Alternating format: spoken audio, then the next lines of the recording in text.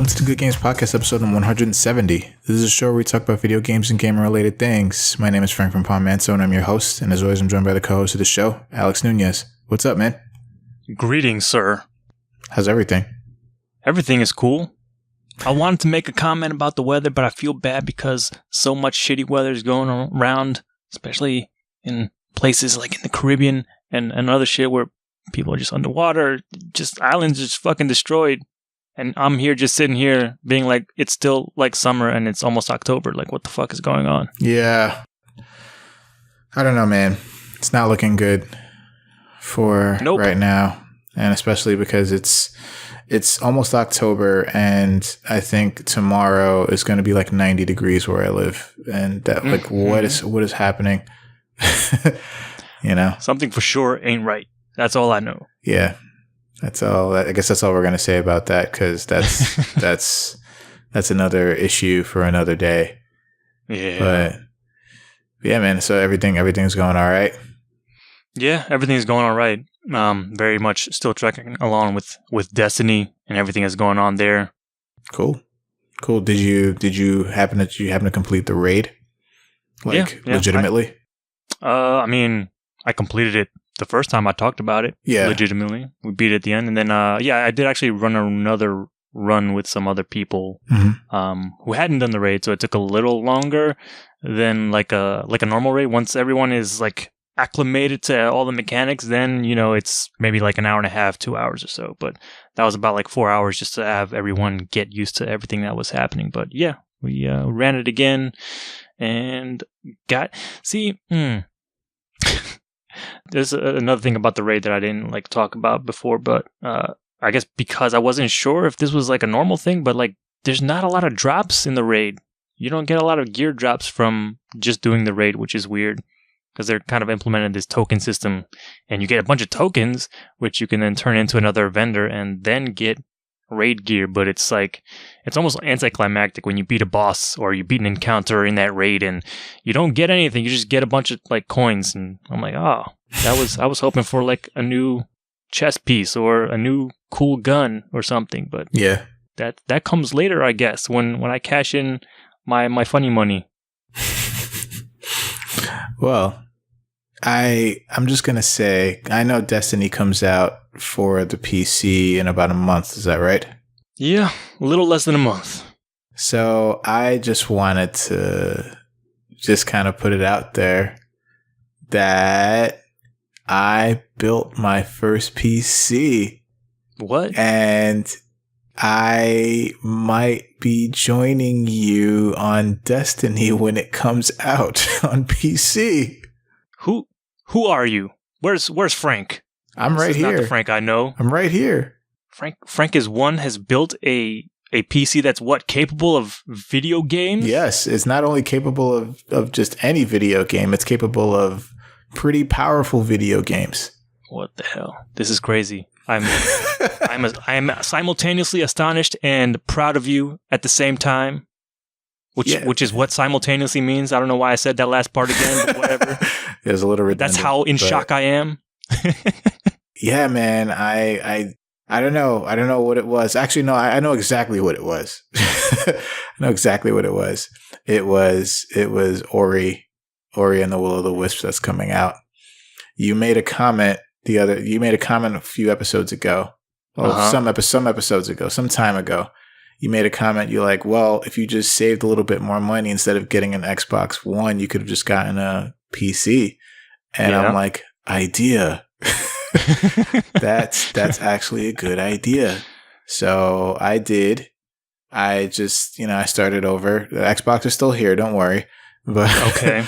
But for those keeping score, for those keeping track, yes, it's still here. So I saved some money for some time since then. And I've been going through adventures with building this PC, to say the least. And I know you know most of the story, but I've just had a hell of a time with just trying to get this together. And it was so bad at one point that I was pretty much going to swear off of PC forever. Like, it just wasn't meant to be. Like, it just wasn't going to happen. And I don't know, something inside me just said, why don't you just build one? Just build one. Just see it through, stick it out, and build one. Yeah, because at first you were trying to buy like a pre-built system, right? Right. And I did. And I got it for a great price, and it had great specs, and I was like ready to go, but it was defective when I bought it.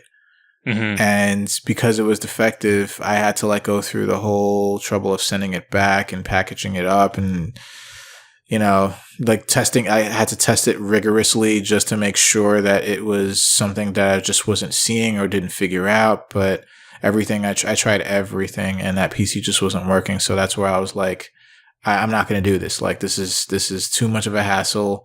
I should have just never tried this. And, but something just told me, just build one, just build a PC, just get the parts, build it, and you might be satisfied with what you got. So, So are you satisfied? I am. I'm very satisfied. Like, okay. I'm very satisfied. Like, I bought this, I bought the parts, but I built this PC because I wanted to be able to play like games like at their most optimum, like 60 frames per second, constant 60 frames, and like best graphics and best movement, and I just wanted to play games at their best. And I know that you can't get better than with PC. Now, that being said, I know that there are a lot of games that are on consoles that are just not optimized for PC. Like, they're just not meant to be on PC. But I think with time that changes. Yeah, it definitely seems like the market is moving in that direction where more and more games are coming out for PC and are pretty well optimized for PC. Right. Right now, yeah. And I'm guessing in the future it's just going to be even more so. So, yeah, man, I am freaking stoked for this. This is awesome. I'm loving this so far. Okay. And I am just looking forward to playing. I'm looking forward to playing Ori and the Will of the Wisps on this thing, because that's the very reason why I built this goddamn thing. So, yeah. So now the question is, why do you even have the Xbox anymore?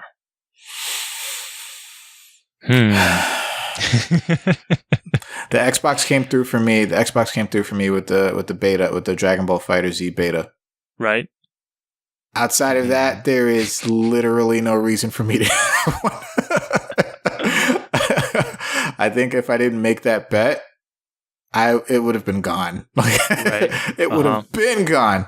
But there's literally no reason for me to have one. Like, there pretty much was no reason for me to have one even before the PC came into the picture. But I just thought that, maybe I should give it a shot, and, Ori is coming out for it, and, maybe Microsoft will actually pull through with more exclusives, but I don't know. It's looking like it's going to be some time before that's going to happen. And there's literally no reason for me to have one. It's really just,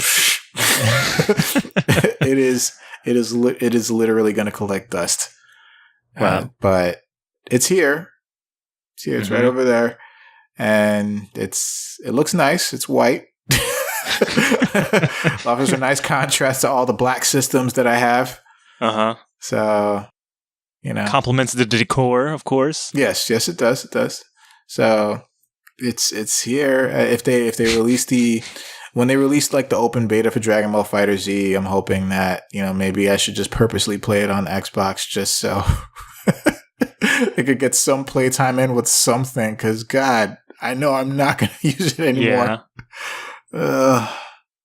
God. You could buy Halo. I already have Halo for it. I already have Halo 5. Do? Yeah. It's one of the free games it came with. Right. Yeah. Okay. I remember now. Yeah. It came with Halo 5, Recore, 2 other games I don't really remember. But yeah, it's here. I have an Xbox, but I'm not going to use it. But the thing is, though, like, there are some like Xbox exclusive games that I wanted to try to get for PC because they are out on PC. But I tried to look for them, and then a friend of mine was like, "Yeah, they're on the Microsoft Store. They're not like on Steam." And I'm like, "What? Yeah, really? Shit." So at least some of them have demos. Yeah. Like I wanted to get Killer Instinct, but it's on the Microsoft Store. I'm like, fuck. I thought Killer Instinct was coming to Steam. I thought they made that announcement. They made the announcement, but it's not out yet. It's Okay. not out yet, but yeah, it's coming soon. I'm not sure how soon. I think it's next month. I think, but yeah, I tried. I'm like, I'm gonna get Killer Instinct, and it's like, nope, denied. So I mean, it's right there in the Windows Store. It's built in right there. Yeah, I know. Just go and grab it. I know. I'm gonna. But yeah, man, this is kind of scary too, because the amount of like games that are like it's like a one-stop shop for like all these games, and I'm like, oh shit, what have I done? Because this is, I'm not gonna get up from this seat ever. You know, like I think this is also gonna cut really deep into like my PlayStation 4 time. Like it's not like I'm going to pretty much stop playing that too, because I have everything right here. Yeah. You know, so I think I need to restructure my room a bit. So, so like everything is centered around the console, the PC. Yeah. Or I should move my desktop over to the TV and use that as the monitor. Yeah. You know? Or you have a long enough like HDMI cable, you could use that as like a second monitor or whatever, or primary monitor. And I do. I do. There you go. Yeah, it's crazy, man. This is nuts. What am I doing? This is not good. This is not good. So wait, it's like the big question is like what game have you played on the PC to like break it in so far? So I did pick up Doom, but I haven't played it. I'm going to play it very soon. But I've basically been playing the games that I already had that my laptop was able to run fine. So I haven't really like broken it in per se. But you know, I was playing Lethal League and Aces Wild and Undertale. You know, like just to try to see, like, you know, just to play on this monitor and so on and so forth. But I'm going to play Doom to like really see if it can handle. Like I'm going to put it at like max settings, and I want to see like just how much of it can handle. And I'm pretty sure it'll be no problem. So yeah, Doom is like pretty well optimized, even for a lot of different system specs. You can get it to go 60 frames a second, no problem. Nice, and that's what I want. I want the average to be more than 60, but I want constant 60. Like I don't want any drops in frame rate or anything. I just want 60 always all the way. So yeah, I'm stoked, man. This is exciting and this is scary. And I'm also going to use this PC for other things besides gaming, but gaming is mainly the priority here. And it's like, God damn it. I was always like, fuck, like, why do people game on PCs? Like the fuck, like, you know, the consoles are there, but I understand. So easy. Yeah, I know. I understand. Now you get it. I do. I get it. Your eyes have been opened. I'm not gonna go with the whole PC master race thing. Like I still feel that's almost derogatory. You know, that's a bridge too far. Yeah. Yeah, to say that, but like it's I can see like that PC is definitely like a step above like consoles. You know, like I think the point, like if all games were just optimized just for PC, then, you know, people would just be gaming on PC and that'd be that. But yeah, this is we're in a much better place now, especially now that all the consoles are, well, aside from maybe the Switch, like they're pretty much just PCs. They have the same PCs, CPU architecture, and it's not that big of a deal to port from one to the other. Yeah, it's pretty amazing, man. I'm scary shit. What have I done? Now, not to like go through peruse Steam and see what dude, I'm scared. I'm scared. Build your wish lists, and I'm scared. I'm super scared because I was on Steam for the past 2 days. Just like, you know, playing and just browsing, and I think I lost like 3 or 4 hours just browsing. Like all of the games that are there, and I'm like, fucking it's crazy, man.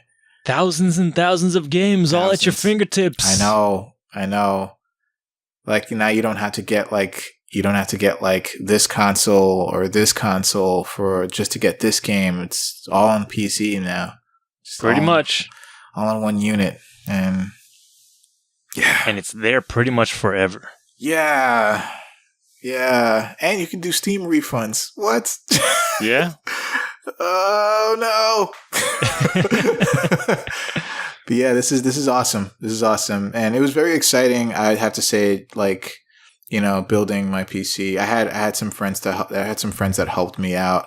And they were very knowledgeable about it, and I tip my hat to them. Thank you for that. And they're like also PC gamers, and they're like, oh, so what are you playing, or what are you gonna get, or you got Discord, and what about Destiny, or like I'm like just take it easy. I'll get there. Just I'm just trying to figure shit out right now, and.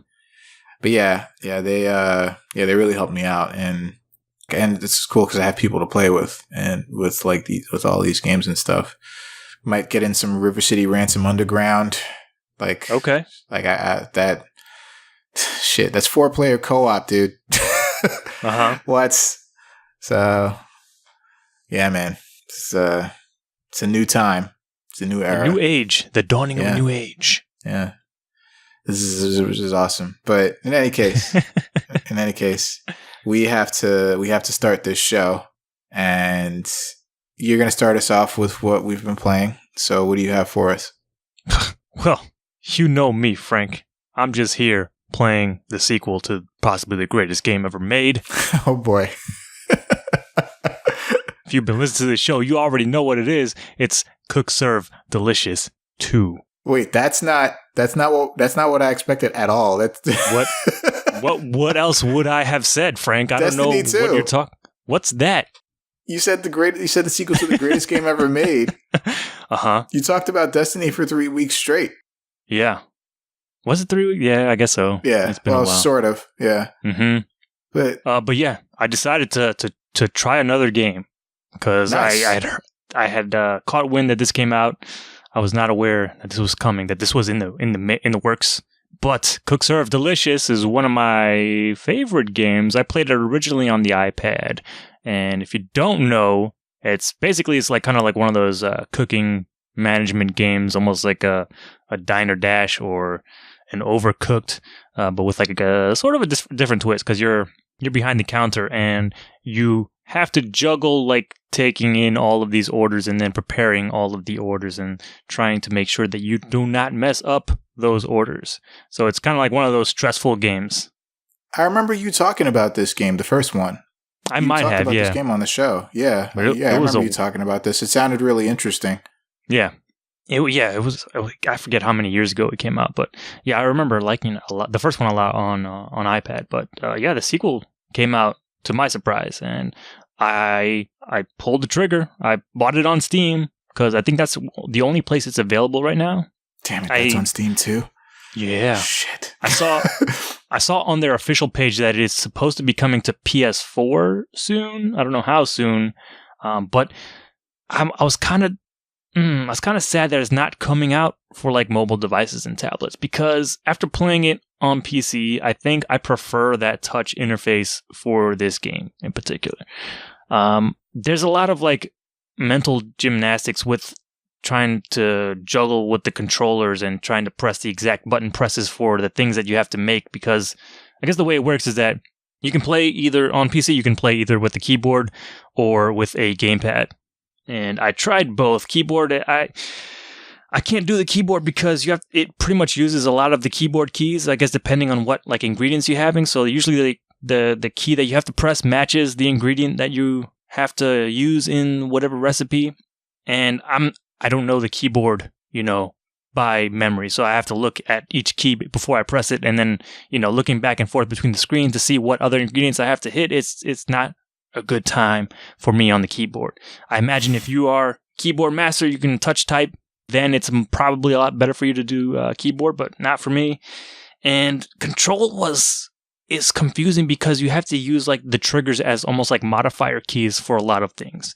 So I have to remember to hold the left trigger for this side of the page of ingredients, and then the right trigger for the other side of the page, and then I have to press B to change pages of ingredients. And there's a lot of mental gymnastics, and sometimes I fumble, and then I curse the game because it's like, oh man, this is so bad. I hate this. I hate all of this, and I just miss the touch interface, because at least with that I could just like look and react to like, okay, this one is the thing I need. I'm just going to tap directly on that thing that I need. So I really hope that this eventually does come to like mobile devices. But I guess what's new and different in this game is one of the key things I think they added was this concept of like holding stations. So now, in addition to like create or like making all of the food items as they're ordered for the customers, you can have things that you prepare beforehand. So like things like corn dogs, they existed in the first game, but they were like very simple. You just kind of like, okay, the game just assumed you had corn dogs ready to go, and then you put on like the ketchup or mustard or whatever, depending on what the customer orders. Now, in this game, you have to load up one of your holding stations and, pre-make those corn dogs. And you'll have like 6 corn dogs or something once that batch is made, and then you have that batch like ready to go. But if you run out of corn dogs because people keep ordering them, you have to make another batch. That's in addition to like, taking all the other orders that you're doing at the same time, and any other chores, because in addition to like just the food orders that come in, you also have like other chores that you have to do in the restaurant, like wash all the dishes or take out the trash or you know what? There was this funny thing that I did not expect happened in the game. I was robbed, or there was a robbery attempt. What the hell? in the middle of the day. What the hell? Yeah, I was like, and I'm trying to remember if that happened in the first game, but I don't know. Maybe it did, maybe it didn't. But this happened, and I was like, what the fuck? And it was like during rush hour. Shit was popping off. I'm like trying to put out all these orders, and then I'm like, okay, I'm gonna deal with this thing. And then there was like, instead of like recipe listings or like a list of ingredients, there was a list of like fighting moves and shit. And I was like, hit the kick, and then block this hit, and then disarm. And I was like, holy shit, I'm doing a little mini fighting game in this cooking simulator. And then I got rid of the guy, and I kept it moving. Like I kept the line going. Wow. I was like, holy shit, okay, this is fantastic. I love this. This game just has that charm. It still definitely has that from the first game too. So I dig the art style. There's like this hand-drawn art to it, but I don't know, I can't put my finger on how to describe the style, but it has like this almost mundane take to it where like all the people just feel like they're going about their lives and they're all just slightly miserable. And I don't know, it's that for whatever reason is very charming to me. And it's not like the prettiest art style, but I believe it has a lot of charm, at least in my heart. And it's, that definitely, again, I'm pretty sure it's the same artist from the first game. So if you've seen that game, it's pretty much the same art style in this game. They also include kind of like loot boxes in the game, surprisingly. So I don't know how often they do this, but like usually whenever I finish a day of restauranting, there will be like loot boxes that open up. And those boxes include items that you can then use to either customize your restaurant or like give you new menu items that you can add into the mix. And they have a pretty like in-depth like editor like tool so that you can almost like Sim style, you can kind of customize your restaurant the way it looks. So you can change the wallpapers and the flooring and the tables and the lighting scenarios and putting up art on the wall, the way the windows look and all that. But it's all purely 2D. There's no like 3D model render or whatever that you can go around. So it's just flat 2D. You see the wall straight on. It's not too involved, but it does let you like have some customization with like exactly, because you can move exactly where you want different items to be for the most part. So yeah, that is a step up from the last game.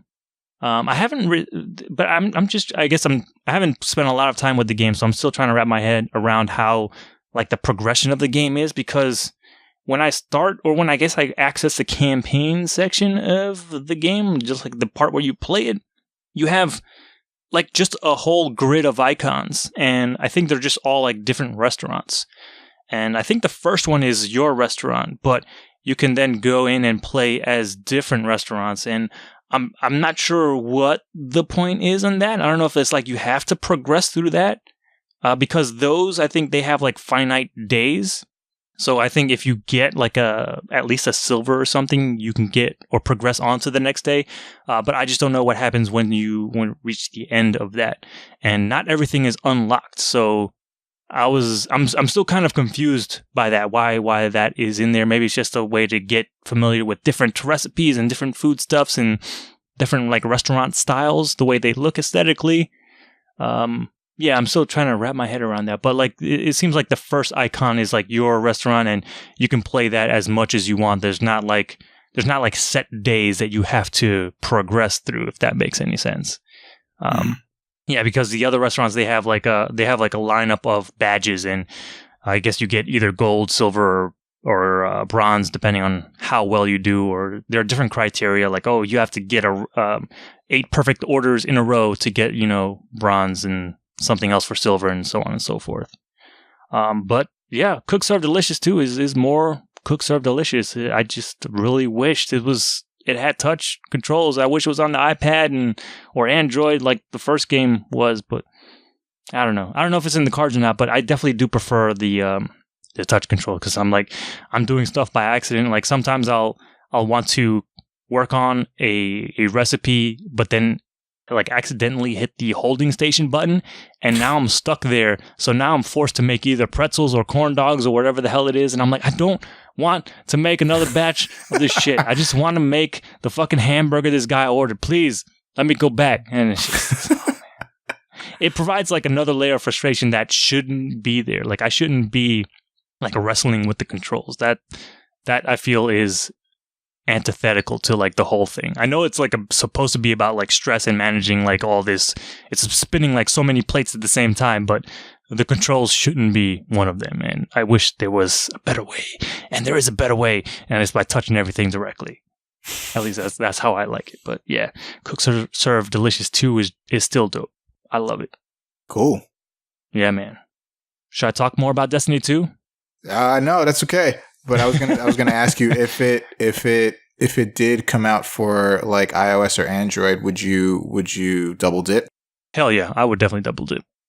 Cool. I would not even think about it. Oh, okay. That's good. Yeah. Well, I guess it's my turn now. Okay. And what have you been playing, Frank? So, I got my hands on Marvel vs. Capcom Infinite. Mm-hmm. It's talk of the town. It was, yeah, it sure is. It was given to me. By a coworker. So thank you very much for that. I appreciate it. Let's talk about this game, right? Okay. So let's talk about the bad first. Okay. The first thing I'm going to say about this game is it's bad. The presentation is ass. Like, okay. It is terrible looking. It is terrible looking. It is terrible sounding. It's just not put together well at all whatsoever. And everything from character models, art style, animation, the story mode, the modes in general, the package around the fighting is shit. Like, it is the fucking worst. Like, it is so awful. Like, I'm not sure where Capcom was going with this, but it seems like this game is unfinished in that respect. So this is not something that Capcom needs to get their shit together. This is not something that we should expect in the year 2017 when we have tech that we have the ability to do better than this, especially if you're a big developer with lots of money. Well, apparently they don't, because I remember how Street Fighter V launched, and it still needs work. Oh, like, yeah. They literally just pushed out an update, and they finally put in custom keybinds for the PC version, which was not in there in the beginning. Street Fighter V's rollout was not good. It was, but at least Street Fighter V has a decent presentation for like minus the modes. What do you mean, like presentation? Do you mean like the menus and stuff, like, or the actual like what the game looks like? Well, I'm thinking about what the game looks like, and even the menus itself. Like, it's clean. You know, it's because I hate the Street Fighter V menus. I think it's you do. Yeah. Really? Mm-hmm. I think it's like clean and it's nice to look at. There's just not a lot there, you know. But at least Street Fighter V is nice to look at, you know, and the animation is really good. Art style is pretty decent, and you know, a lot of flashy effects, nice sound effects, and it just seems like Marvel vs. Capcom Infinite lacks all of that. It lacks all of it. Really? Yes. Oh my god. It looks like ass. This game looks like fucking trash. It is terrible to look at. How did you feel about Marvel 3? Marvel vs. Capcom 3. Well, I'm not going to say I particularly cared for the art style or the way it looked. It's definitely better than this. Okay. Like, by far. It's like way better than this. And another thing, okay, so let me talk about, let me start leading into the good. So one of the things is that they addressed, so I'm going to talk about the gameplay, right? Mm-hmm. Now, one of the things that they addressed in this game that was a big problem, well, several big problems with Marvel vs. Capcom 3, which I think everybody had the same problem. Most people had the same problem with Marvel vs. Capcom 3 was there are no touch of death combos. Even though this game, the potential for combos is incredible. There are no touch of death combos. Now there are combo interrupters that automatically happen if you get caught in an quote unquote infinite combo. Uh-huh. And there's no X factor. Because with Marvel vs. Capcom 3, you could have one character left with the other team having 3 characters left. And if you had X factor, you'd think you'd be losing, but no, you'd actually be winning, because if you activate that X factor at the right time, you could take out 2 of the members simultaneously and then take out the 3rd member without the X factor. Uh-huh. That's the type of game Marvel vs. Capcom 3 was. Fuck that game. I mean, so, a lot of games have those comeback mechanics, ultras and supers and all that shit. That was kind of their break. Well, Street Fighter 4 definitely had the ultra mechanic, which was a comeback mechanic. You know, Street Fighter 5 has V trigger.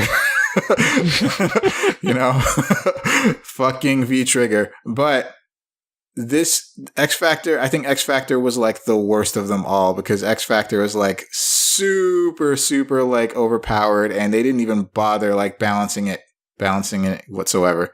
Uh-huh. So, okay. Now let's lead into the good of this game. Marvel vs. Capcom Infinite, despite what I said about the presentation, the gameplay is absolutely fucking top notch.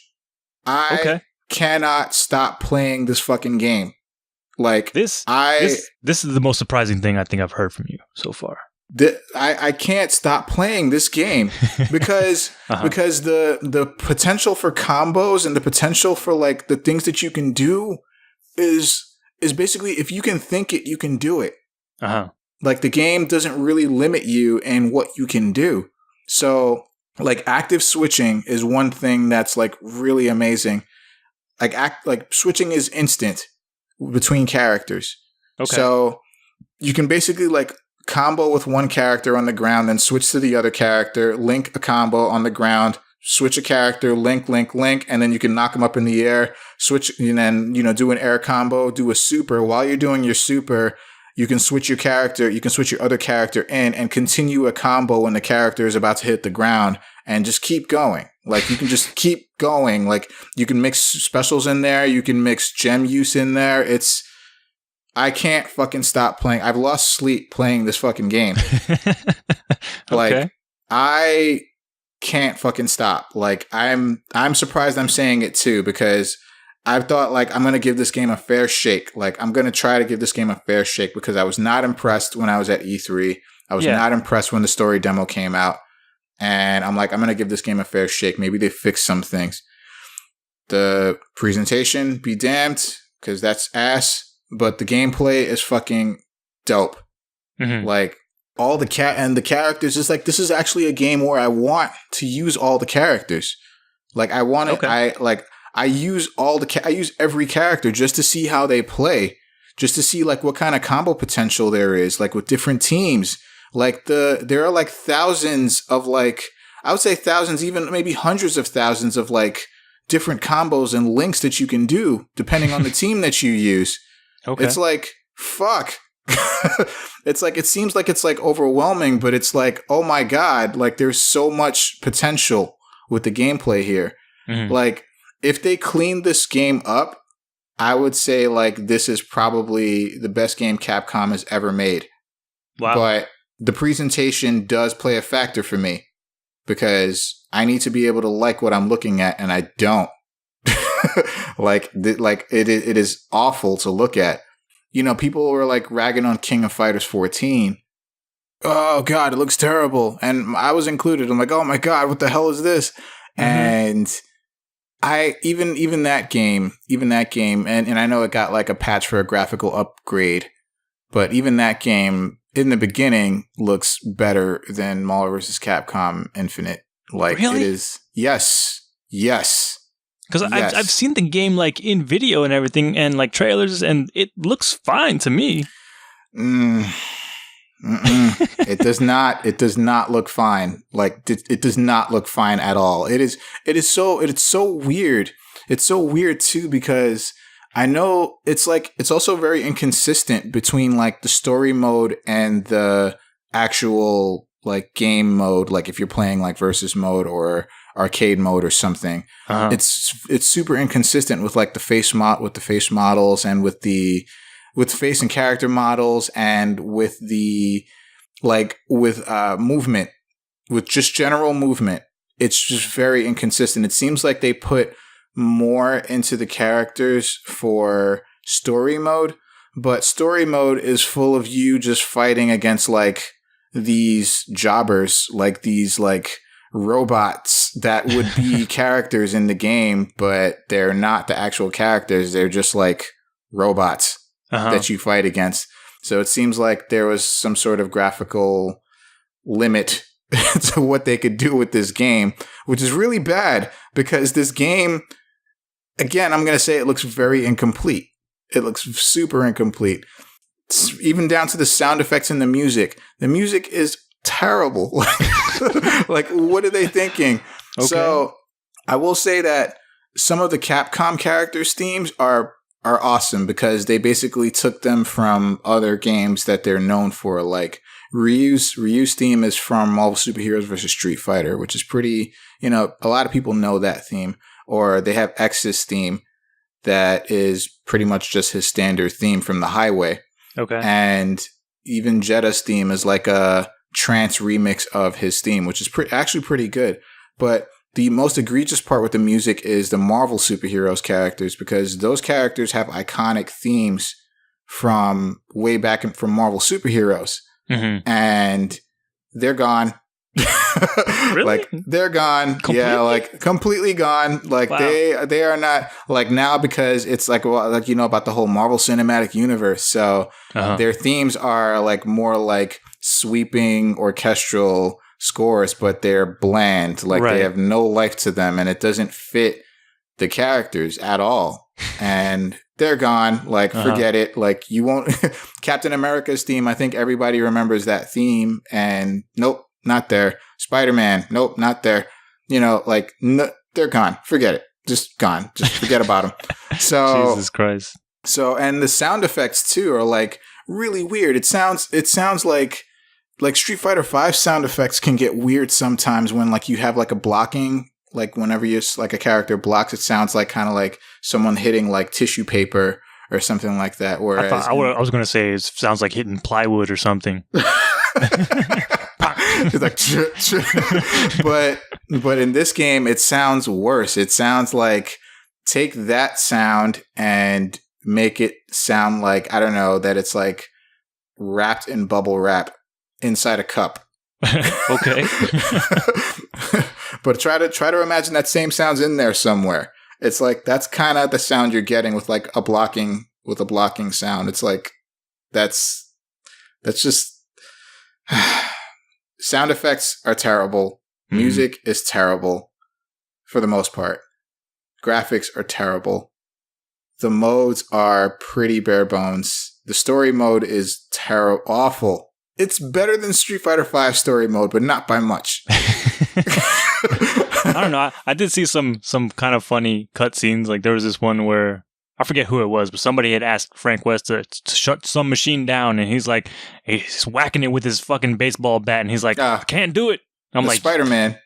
Yeah. It was Spider-Man. Like, I appreciate that. That is hilarious to me, but I don't know how the rest of the story mode unfolds. Oh, it's pretty much it's full of, it's not full of, but it has a lot of scenes like that, and it's just these characters. Like it kind of makes, I will say for the story mode, it kind of makes sense why these characters are all coming together. Okay. And it kind of does make it make sense, but then when they do come together, it's like, all right, forget it. We'll forget we wrote anything. Let's just have them stuck together for the sake of being together all the way up till they get up to Ultron Sigma. Mm-hmm.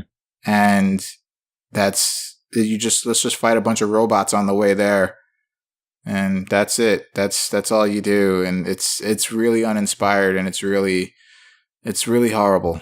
So I will give Marvel vs. Capcom Infinite. I will pretty much, because presentation is important to me, and I realized that I do want more from my games. Uh-huh. You know, like, I mean, you bought a PC for Christ's sake. I mean, I know. God damn it. God damn it. But I also heard the PC version of this game, it runs like crap.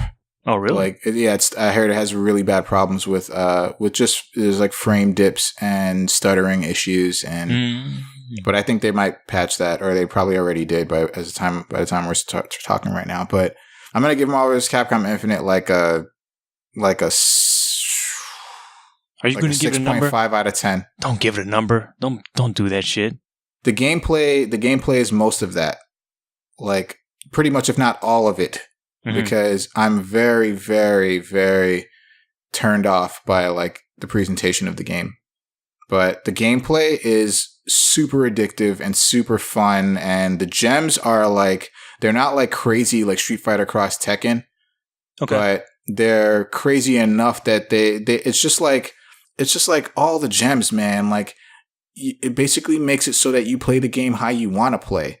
It just adds that next level of depth to the game, and it's just wow. Like this is like really good stuff that they thought of, and it's like simple, but it's amazing. Like all the things that you can do with all of these gems. I know people are probably hearing that the reality gem, I refuse to call them stones. They're not fucking stones. They're gems. They're Stop stones. it. They're gems. They're stones. Stop it.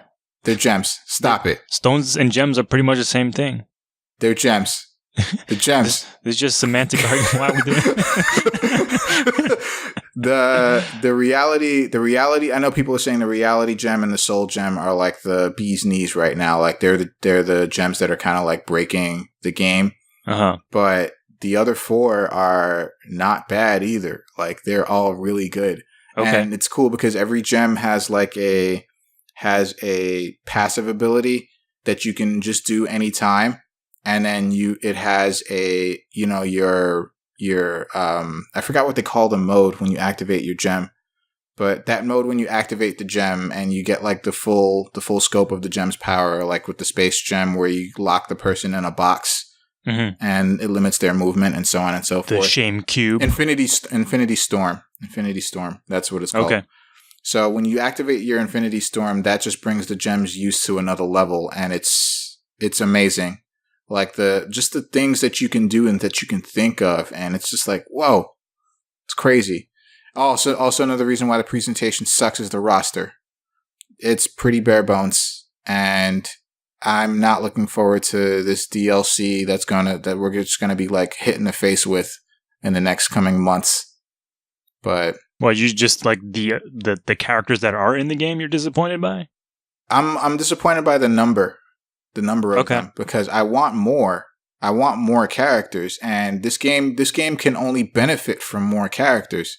But Capcom being Capcom, what they're gonna do They're going to make you pay like $5-6 per character, or force you to buy a season pass so you don't have to pay that price. Yeah. And they're gonna hit us with all these fucking characters, and it's just gonna cost all that money. Yeah.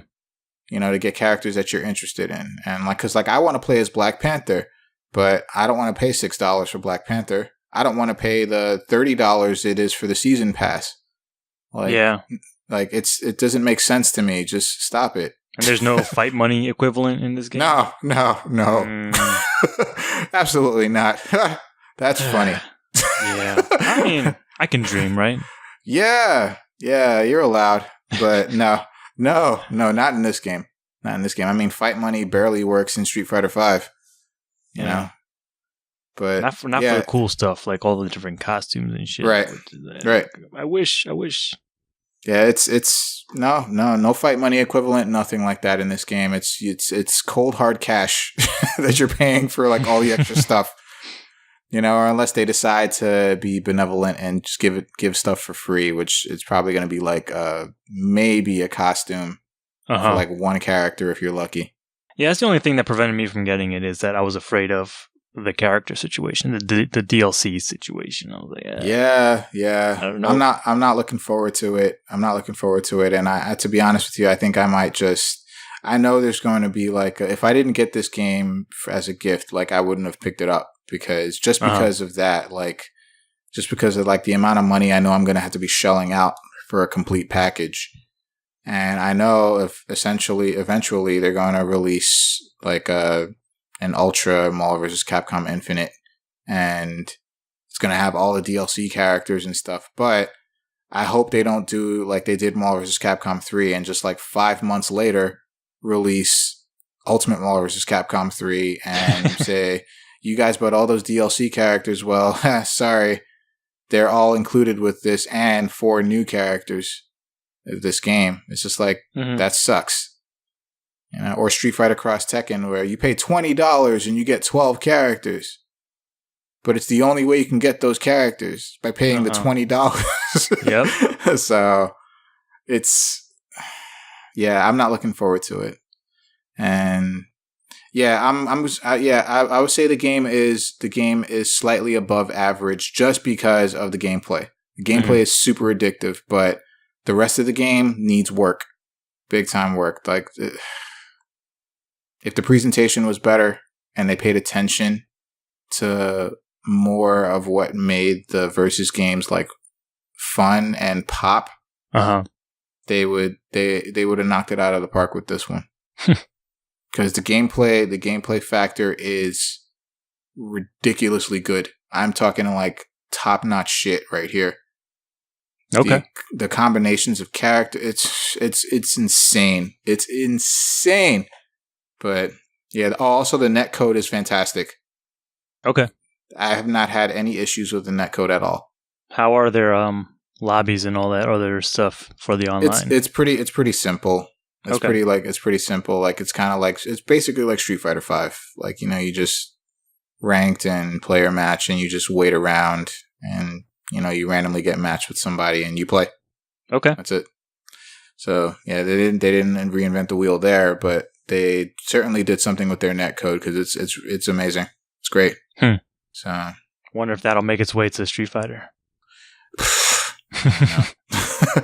Street Fighter's got a lot more issues to fix before they can worry about that. Yep. But yeah, that's been my time at Marvel vs. Capcom Infinite. I know I was like shitting on the game hard at E3. Yeah. And to be fair, it was deserved then, and it's kind of deserved now. But the gameplay has really sold me. Like playing against people, playing against the computer, training. They also have like really sort of in-depth tutorials for every character. So, okay. To get you used to like the character's play style, and it's pretty cool.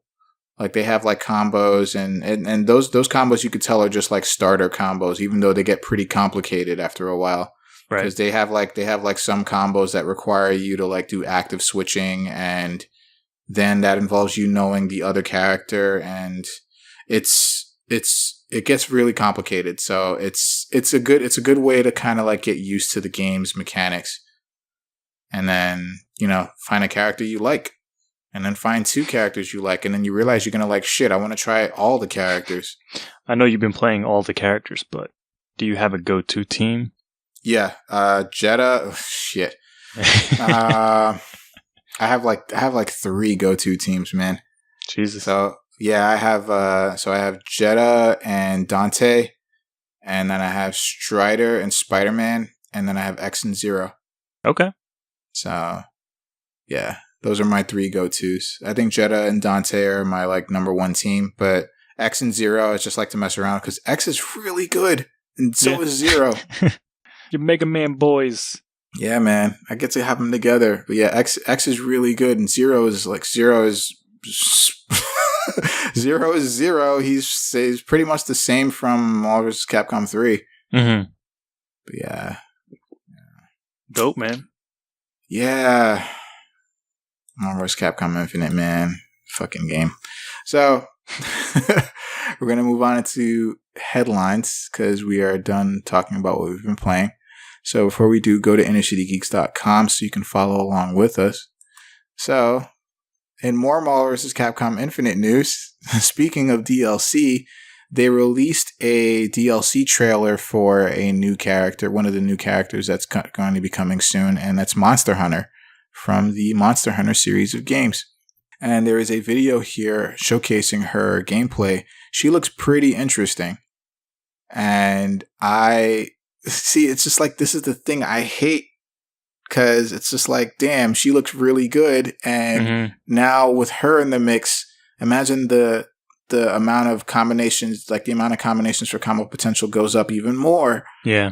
And yeah, man. But yeah, so so her thing, it seems like she's able to use different, like she's able to switch like styles or like weapon classes on the fly. So she can do like slow, strong attacks, quick attacks, and like middling attacks, like with the different classes. So yeah, she is going to be coming very soon, I believe. I think within the next couple of months, because they announced her along with like 3 other characters, I believe. I think Venom, Black Panther, and there's one other character, if I'm not mistaken, and well, her as well. Mm-hmm. So yeah, I mean, I don't know. How do you feel about this? Are you gonna pick up the game eventually, or at least try it out or something? I want to definitely check it out. Again, it's just a DLC situation. I don't know how I feel about it. Like, I don't know anything about what they're doing with this game, because I know with Street Fighter they said there's never going to be like a Super Street Fighter 5 or whatever. So I don't know if... Yes, there is.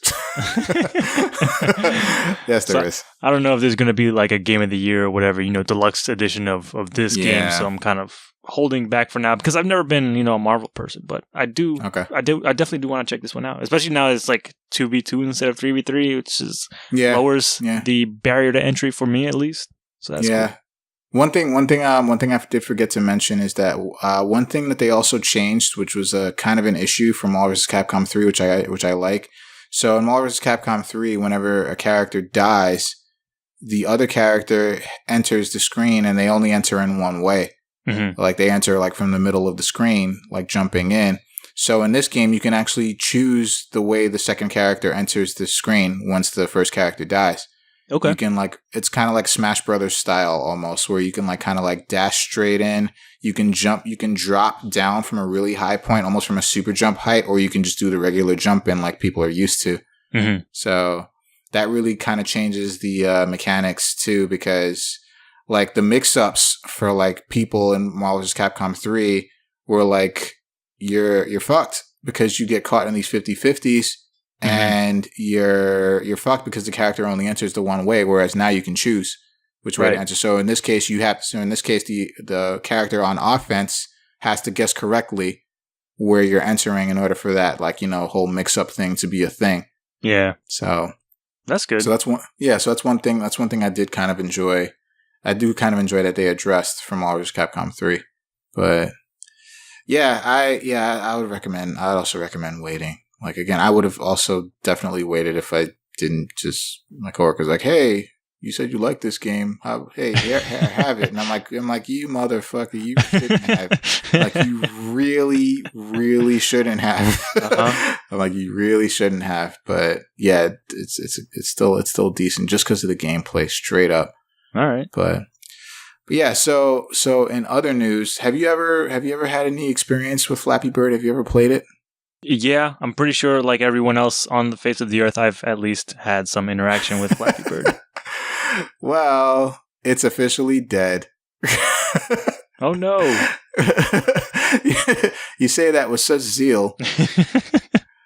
Yeah, so the creator of Flappy Bird officially announced that he will not be updating the software for the game, because those who update to the next iOS will not be able to update the game from that point on. So the creator was like, well, if that's the case, then I'm not going to continue because I'm kind of done. Because I remember that whole thing a few years back where he was like super stressed. And he's like, all right, I'm shutting it down. I'm shutting down the studio. But yeah, he officially announced very recently that he's actually done with this new with the new update that's coming to iOS. He's like, all right, that's it. I'm not going to update the game anymore. So that's pretty much it for Flappy Bird. That's a name I would not have thought to have heard this year. Is Flappy Bird. Yeah, I'm surprised I saw it too. I'm like, what? I'm like, do people still play this game? But yeah. So Flappy Bird, I guess to the chagrin or to the delight of people, it is dead officially. So rejoice. Quick, somebody download it and put it in a museum. We need to keep it. You can't have that super hard game like terrorizing people anymore. So in SNES Classic news, oh shit, as you listen to this, SNES Classic is out tomorrow. Mm-hmm. As you're listening to this. But, so just a real quick thing. So Toys R Us said that they will actually be carrying limited supplies of the system when it releases on the 29th. And a representative said that stores will open at normal time and have limited inventory, so they encourage people to get in line before doors open on that morning for the chance to get it. And I don't know, I'm not going to be one of those people waiting online. I'm hoping that it's not bullshit when they say that, but I mean, I don't know. What do you think? I might be lining up. I might line up. Really? I might not line up. I may be show up 5 minutes before or something like that. I'm not gonna show up 2 hours or whatever before. Yeah. But yeah, I might check out my local Toys R Us and see what's up. Okay. Because they're not taking pre-orders, so first come, first serve. No pre-orders. But yeah, that's exciting. That's exciting news. So there might be more of a chance for people to get it. And hopefully, who knows? Hopefully it might mean that it might be available to more retailers. This time around, instead of the NES Classic, showing up ones and twosies at random GameStops or Best Buys around the nation. So yeah. Well, so if you get one, let me know. Cool. If you can get two, I'll pay you. If you can get two, I'll pay you back for it. All right. Yeah, but cool. So in other news, the gaming voice actors strike, which is a thing that's been going for quite a while, for about a year, it looks like it might be coming to an end. It looks like they have reached an agreement with SAG-AFTRA, and the biggest takeaway, or the biggest thing that was resolved with this agreement, is that the voice actors would have, well, not necessarily residuals, but there will be additional sessions that will result in additional payments to the voice actors, and then new requirements on disclosure and transparency when it comes to the way the companies pitch projects, and an employer commitment to work on the issues of vocal stress during recording sessions. Mm-hmm. That's a good sign. I think that hopefully, because we have like some really talented voice actors in the industry. Yep. Like super talented. And I think voice acting just in general is like a crazy talent because you basically have to act with just your voice. Like people can't see you. They can't see the way you move or look or like they can't see any body language. But with your voice, you can convey that same emotion or that same level of connection. It's like, oh shit. So I think it's crazy. I think it's a crazy, awesome talent to have. Yeah. To be able to do that, to convey. But unfortunately, in the article, it says, unfortunately, it does appear that there was one big negotiating point that they failed to secure, and that was the subject of residuals. And, we'll see if maybe later on down the line they can, discuss or renegotiate. But I mean, it's a good sign. It looks like it might be coming to an end. Maybe. And we'll next find month, out. they're saying next month that the contract will be formally reviewed at SAG-AFTRA. Yeah. So we'll know something for sure by then, and it will be about a year at that point. So yeah. So what do you think about this? I don't know. It seems like at least there's some compromise happening. Yeah, residuals, it sucks that they're not getting them, but, it's always been a big industry thing of, like, if we pay the voice actors residuals, we got to pay the rest of our employees residuals. And right. Like the sound people, the Foleys, yeah. Yeah, it's like you're snowballed down a mountain. It's like, I don't know. I know it probably should be happening, but that's a big thing that the publishers certainly don't want to do because that's more money out of their pocket. But I don't know. Yeah, we'll see if the bonuses for the extra sessions for voice actors is enough to placate them, or what happens next. But I'm definitely will be listening intently to see what happens next. Well, yeah, we will definitely have to see what happens. And so moving on in other news, so this is kind of interesting. So Atlus. Sega Atlus, they tried to apparently take down a PS3's emulator crowdfunding page. Mm-hmm.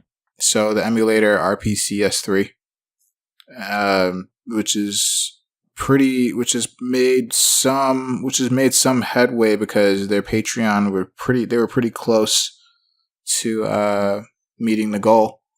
I think they are pretty close to meeting the goal. They garnered their attention by showcasing Atlus games like Demon's Souls and, more popularly, Persona 5. And definitely more recently, Persona 5. And so, over the weekend, Atlus asked the developers to remove all references to Persona 5 on the website, and they actively tried to shut down the Patreon site. And from what I garnered from this, there was a lot of back and forth between Patreon and Atlus, and Patreon basically said like that Atlus, they were just being like extreme. Like there was no reason that Atlus should have tried to shut down the entire page. Like they thought they were just being like ridiculous, and Atlus was like, well, we just basically don't want any Persona 5 like reference on the emulator, not on the emulator, but on the site, because they said basically to make Persona 5 work on the emulator, the user has to circumvent their DRM protections. Yeah. And that, and you can kind of see where they're coming from with that. So, yeah, I mean, that's basically the gist of it. I think it's like a kind of like a moral gray area, because a lot of people would like games like Persona 5 to be available on the PC. And there's actually a little video of it here running on the emulator, and it runs pretty well. Okay. And I think like a lot of people would want that game to run on the PC, but of course, Atlus is like, well, if that's going to be anything, it's going to be our decision. So I mean, what do you think about that? You have anything to say about this? Atlus got some balls. That's for damn sure. Trying to shut down an emulator. I mean, I get it. It's kind of like a weird thing for a group of people that are making an emulator, trying to, I guess, receiving this, flow of cash through Patreon. Mm-hmm. But yeah, just the fact that they've tried to shut it down completely because it's an emulator and although it doesn't have anything directly to do with Persona 5, it's just, if anything, I don't know if they're like trying to set like some sort of legal precedent and then be able to do this. And that was kind of scary if that's what they're doing. But yeah. But they've crossed lines before, sort of. They've exercised their legal rights, especially when Persona 5 came out. They were like to put out a note to streamers like, "Hey, you guys are not allowed to stream past this certain point in this game, or else we will get a DMCA takedown or whatever else that they threatened legally, or whatever." I don't remember what happened, but yeah, they were putting restrictions like that on people, which again is kind of their legal right, but it's kind of a shitty thing to do at the same time. Yeah. Yeah, I can agree. I can agree with that. I think, I mean, I see where they're coming from, though, like from a business perspective, like it's bad for business, but at the same time, I think like maybe they could learn from this and maybe they can be like, well, if people can emulate the game and there's this much money being put into the emulator being a thing and they're using our game to, popularize this emulator, maybe there's a market here for us to put the game on PC and, make the money, make our own money, or we can maybe get some of these people to work on the PC port of this game. Like it could be like a learning tool, like a lesson learned here. But it seems like they're just being like straight business minded. They'd be like, nah, shut it down, all of it. Just stop it. They don't seem like they want to learn, and and I don't know. I think a lot of this, or at least I think, at least with the streaming stuff, it seems all that stuff seems to be coming from Atlus Japan. So I don't know if this is just like whatever. I don't know who sent out the legal notice, if it was Atlus USA or some other subsidiary or whatever. But yeah, they seem very stringent to keep their stuff theirs, and they're very closed-minded in that way. Yeah. Yeah. But yeah, just the fucking audacity to try and shut down a generic emulator. It's like, oh, wow, okay. Yeah, this is just them just like testing the bounds of what they can do.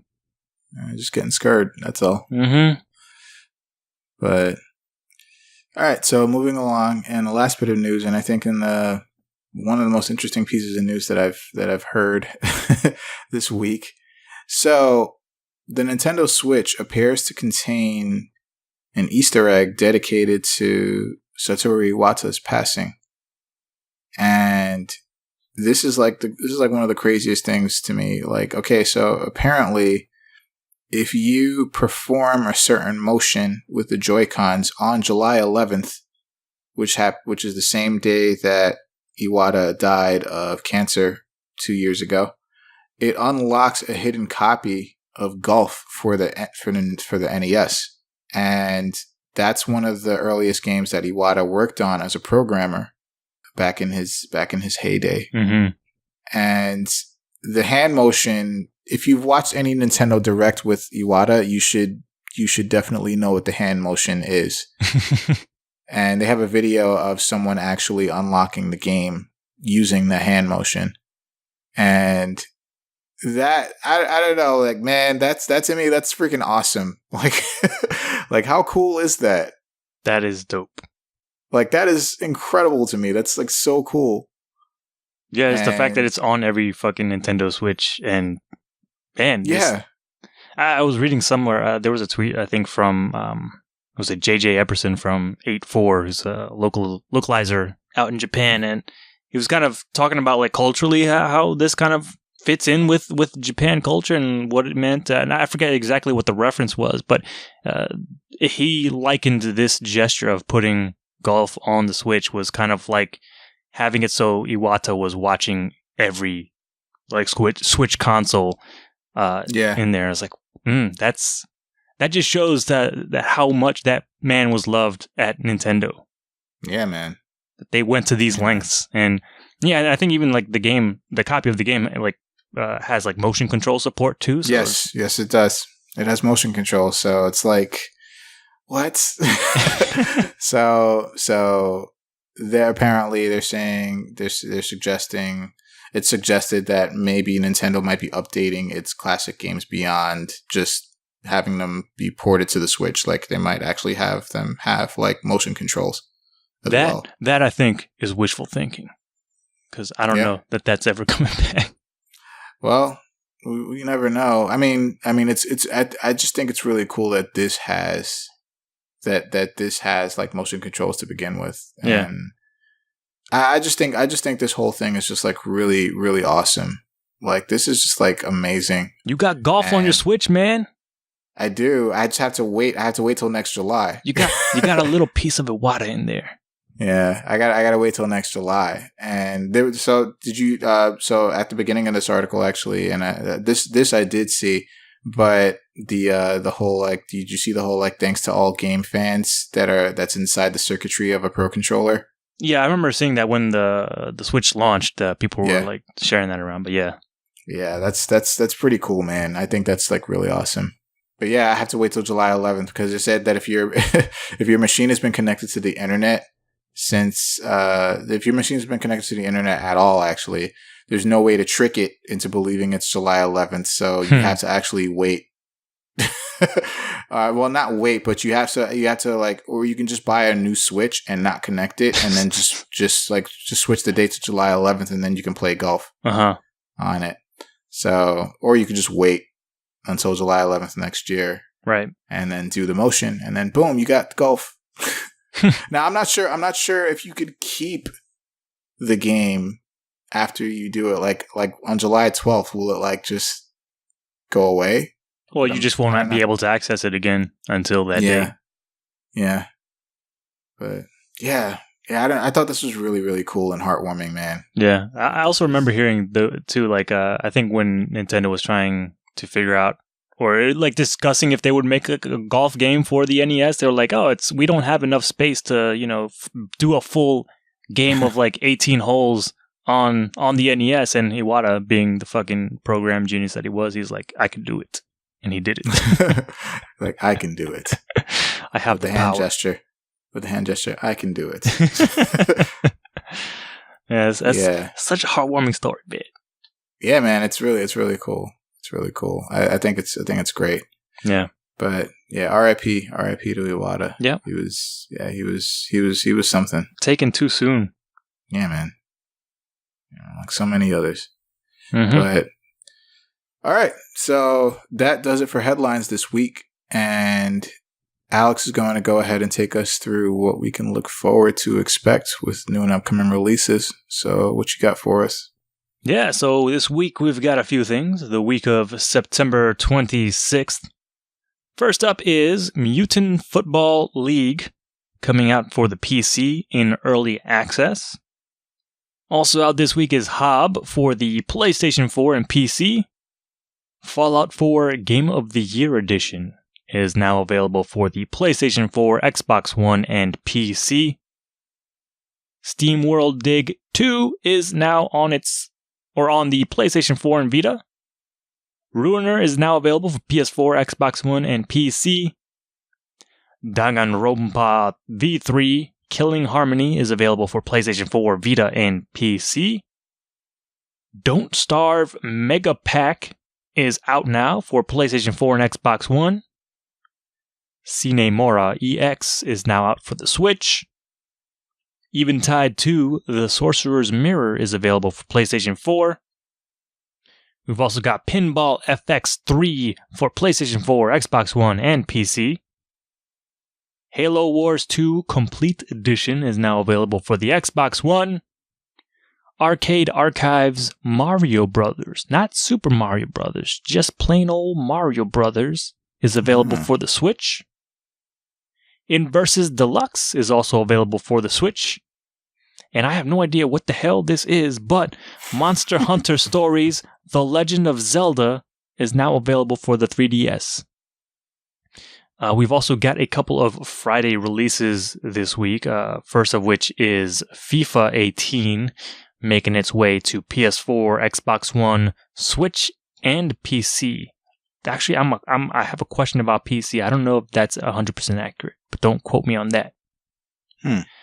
Also on Friday, we have Cuphead finally being released for Xbox One and PC, as well as Forza Motorsport 7 Ultimate Edition for the Xbox One and PC.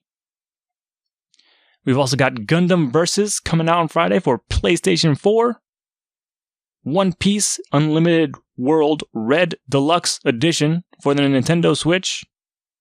Yokai Watch 2 Psychic Spectres is out for the 3DS on Friday. And also on Friday, we talked about it before, the Super NES Classic Edition is now out, or will be out on Friday. So line up in your Toys R Us's and hopefully your pre-orders went through and didn't get canceled while you weren't looking. That's heartbreaking. Yeah. And the last thing I will mention, again, we've got another Call of Duty World War II beta, this time for the PC. It's an open beta, so anyone can go and get it. I believe it's only available through Steam, though, and I believe you can preload that before the weekend. But yeah, that's happening this weekend, starting on September 29th, starting at 10 a.m. Pacific time, and then ends October 2nd, same time, 10 a.m. Pacific time. So you can definitely check that out if you want, and that will wrap it up for our new releases and everything for this week. All right, so that means we are done with this episode. So before we go, we would like you to visit innercitygeeks.com, which is where we have a bunch of stuff sometimes regarding everything geek. If you go to the YouTubes, you can go and subscribe to our YouTube channel. It's called Good Games Podcast. And we have some older episodes on there that you can listen to, as well as this one that you're listening to right now. Go ahead and you can use that as another avenue to just listen to the show. You can listen to us on iTunes, where you can leave us a review. It's the best thing that you can do for us. Just let us know what you think of the show, whether you like it, whether you don't like it. Just let us know what you think so we can do better or worse, but that's not possible. So you can also basically listen to us where our other podcasts are available to be listened to. And I want to encourage everyone that if you're going to do any kind of Amazon shopping, to go to innercitygeeks.com first. Click on the Amazon banner on the right-hand side of the page that you see there. It'll take you to Amazon, buy whatever it is that you were going to buy. And then when you do that, a little bit of that will come back towards us so we can provide more show and more content just for you. You can reach us on all of the social media, mainly Facebook, Twitter, Instagram, at Inner City Geeks. The Twitter for this show is at Good Game Podcast. And you can also email us at goodgamespodcast@gmail.com. And I believe that is going to do it for this episode. So I think I might go back and play Marvel vs. Capcom right now. Like this. Like that. The itch is strong. You can't stop. I can't stop. Yo, if you get that game, you got to let me know immediately. We got to play. Okay. So, but I know it's not going to be for a while, but just anytime. Probably, yeah. Just let me know. But that's going to do it for this one. Thank you all for listening. We're going to say goodbye. And in leaving, as always, we say good games, everybody. Good games.